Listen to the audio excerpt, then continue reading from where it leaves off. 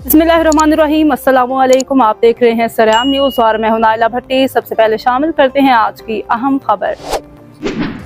Report Malik Mohammad रफ़ीक मारूफ कारोबारी शख्सियत हरदिल अजीज़ overseas रहनुमा मोहसिन सहाफ़त चौधरी शबीर अहमद ककराली ने कोटला प्रेस क्लब के एजाज़ में पुरखुलूस इफ्तार डिनर दिया।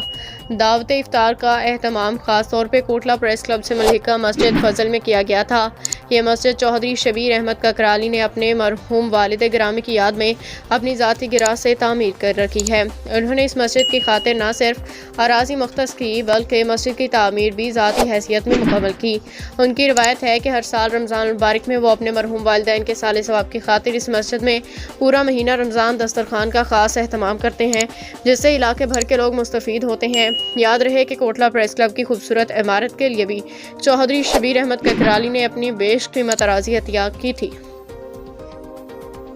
बिस्मिल्लाहिर्रहमानिर्रहीम, अस्सलामुअलैकुम। आप देख रहे हैं सरेआम न्यूज़ और मैं हूं नाइला भट्टी। सबसे पहले शामिल करते हैं आज की अहम खबर।